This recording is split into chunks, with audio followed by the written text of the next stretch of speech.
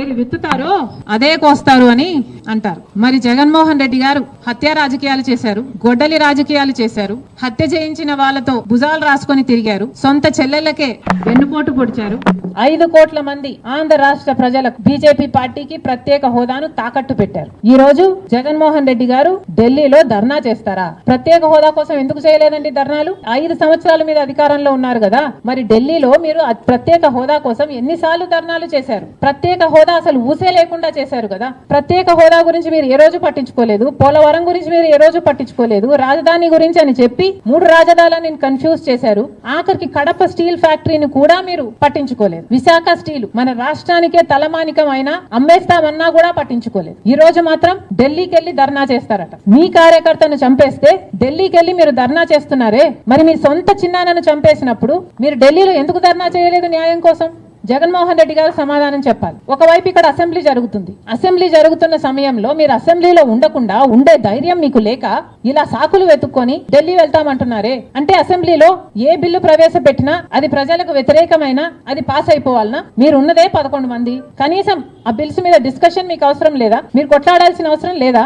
ఏం ఆలోచన చేస్తున్నారు జగన్మోహన్ రెడ్డి గారు? అసలు ఈ వెనుకొండలో జరిగిన హత్య కూడా పొలిటికల్ మర్డర్ ఇది కానే కాదు, ఇది వ్యక్తిగత మర్డర్ అని కూడా అంటున్నారు కదా. మొన్నటి వరకు కూడా హత్య చేసిన వాళ్ళు, హత్య గురైన వాళ్ళు ఇద్దరు వైసీపీతోనే ఉన్నారు. మరి అలాంటప్పుడు ఇది పొలిటికల్ మర్డర్ ఎలా అవుతుంది? ఈ పొలిటికల్ మర్డర్ అని మీరు చెప్పి మీరు ఢిల్లీకి వెళ్లి ధర్నా చేస్తున్నారా?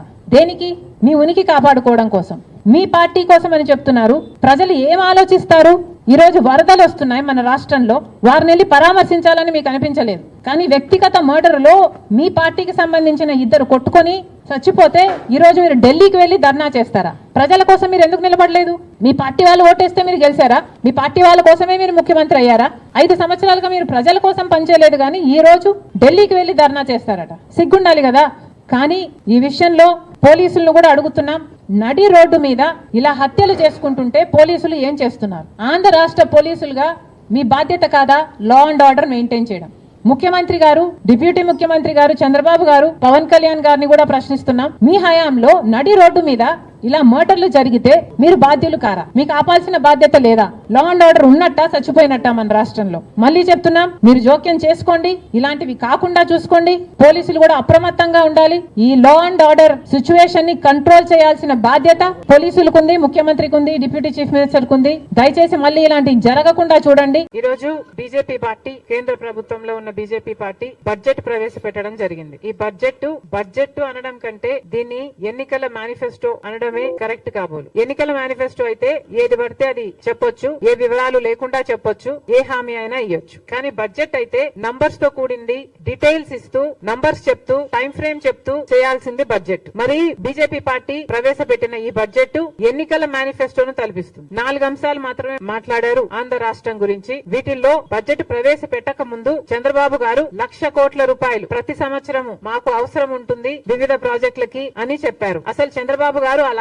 కోట్లు అన్న ఫిగర్ కి ఎలా వచ్చారో మాకైతే అర్థం కాలేదు. బికాస్ ఆంధ్ర రాష్ట్రం ఏర్పడిన రోజున విభజన చట్టంలో ఉన్న అన్ని హామీలను ఆర్థికంగా లెక్కేస్తే, వాల్యూ కడితే కనీసం 12 లక్షల కోట్ల నుంచి 15 లక్షల కోట్ల వరకు విలువ చేస్తుంది. కానీ చంద్రబాబు గారు ఇవేవి పట్టించుకోకుండా 1,00,000 కోట్లు 5 సంవత్సరాలకు 5 లక్షల కోట్లు అని వాల్యూ కట్టినట్టుంది. చంద్రబాబు గారేమో 1,00,000 కోట్లకు అడిగారట. ఈ రోజు బీజేపీ నిర్మలా సీతారామన్ గారు ప్రవేశపెట్టిన బడ్జెట్ లో అయితే రాజధానికి కేవలం 15,000 కోట్ల రూపాయలు ఇస్తున్నాము అని తెలిపారు. దీంతో పాటు పోలవరం ప్రాజెక్ట్ కి మేము పూర్తి చేసే బాధ్యత మాది అన్నట్టుగా మాట్లాడారు. పోలవరం ప్రాజెక్టు ఆంధ్ర రాష్ట్రానికి లైఫ్ లైన్ అన్నారు, మన రైతులకి లైఫ్ లైన్ అన్నారు, ఫుడ్ సెక్యూరిటీ కల్పించే అంశం కూడా ఇది అని పేర్కొనడం జరిగింది. మరి అంత ముఖ్యమైన పోలవరం ప్రాజెక్టుకు పూర్తి చేయాలనుకున్నారు మీరు, సంతోషం, ఇప్పటికైనా పూర్తి చేయాలనుకున్నారు. 10 సంవత్సరాలుగా ఇది మా హామీ అయినప్పటికీ, 10 సంవత్సరాలుగా మీరేమీ చేయకపోయినప్పటికీ కనీసం ఇప్పటికైనా మీకు కనువిప్పు కలిగింది. పోలవరం ప్రాజెక్టుని పూర్తి చేస్తాము అని చెప్పారు. కానీ ఒక పక్క మా ముఖ్యమంత్రి గారు, ఆంధ్ర రాష్ట్ర ముఖ్యమంత్రి గారు 12,000 కోట్లు రీహాబిలిటేషన్ కే పడుతుంది అని ఒక పక్క చెప్తుండగా, ప్రాజెక్టు కాస్ట్ ఎంతో ఇంకా ప్రజలకు చెప్పకపోగా కేంద్ర ప్రభుత్వం మాత్రం పోలవరం ప్రాజెక్టుని పూర్తి చేస్తామని చెప్తున్నారు.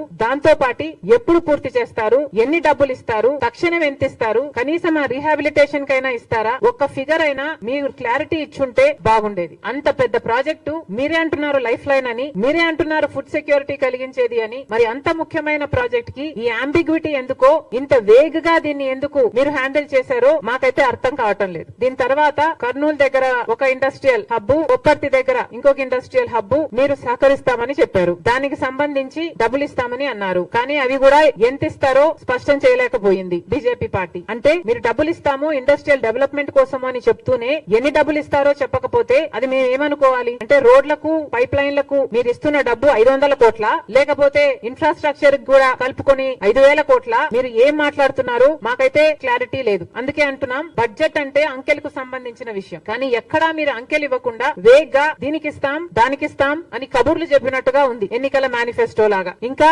గ్రాంట్స్ ఇస్తాం వెనుకబడిన ప్రాంతాలకి, ఉత్తరాంధ్రకైతేనేమి, రాయలసీమకైతేనేమి, ప్రకాశంకైతేనేమి గ్రాంట్స్ ఇస్తామని చెప్పారు. అది కూడా ఎప్పుడు ఇస్తారు, ఎంత ఇస్తారు, ఏ ప్రాంతానికి ఎంత ఇస్తారు, ఒకటైనా క్లారిటీ ఉందేమో. కనీసం టీడీపీకైనా జనసేనకైనా క్లారిటీ ఉందేమో ఆంధ్ర రాష్ట్ర ప్రజలకు చెప్పాలి. ఇలా ఏది క్లియర్ గా లేకుండా ఎన్నికల మేనిఫెస్టోను తలపించేటట్టు ఉంది బీజేపీ పార్టీ ప్రవేశపెట్టిన బడ్జెట్.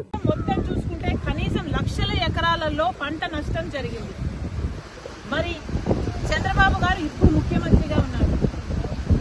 గత ప్రభుత్వం వైఫల్యాలను దృష్టిలో పెట్టుకొని మళ్ళీ మీరు అదే పొరపాట్లు చేయకుండా కాలువల మరమ్మతులు వెంటనే చేపట్టాలి.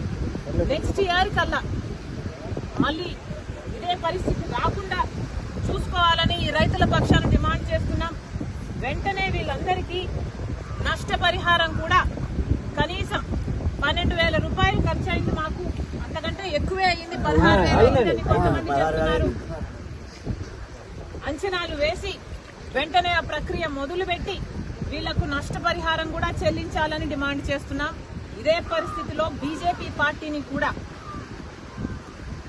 నీళ్లలో, సగం నీళ్లలో, నడుం వరకు నీళ్లలో నిలబడి కాంగ్రెస్ పార్టీ ప్రశ్నిస్తుంది.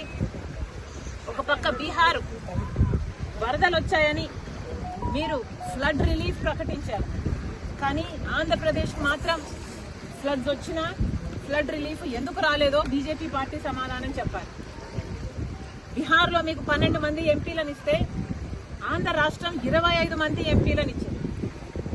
కూటమి ఎంపీలు 21 అయితే వైసీపీ ఎంపీలు కూడా బీజేపీ పార్టీకే మద్దతు పలుకుతున్నారు. 25 ఎంపీలు ఆంధ్ర రాష్ట్రానికి చెందిన ఎంపీలతో మీ సర్కార్ అక్కడ నిలబడి ఉంటే మరి ఆంధ్ర రాష్ట్రానికి మీరు చేస్తున్నది ఏమిటి అని అడుగుతున్నాం. ముఖ్యమంత్రి చంద్రబాబు గారు 1,00,000 కోట్లు అడిగితే మీరు శాంక్షన్ చేసింది 15,000 కోట్లు. మరి ఈ లెక్కన మీరు నెక్స్ట్ 5 ఏళ్లకైనా ఎంత ఇస్తారని మేము ఎక్స్పెక్ట్ చేయాలి. ఉన్న భరోసా కూడా పోతుంది. బీజేపీ పార్టీని నిలదీస్తున్నాం. బీహార్కు మీరు వరద సాయం కింద ఇచ్చినప్పుడు ఆంధ్ర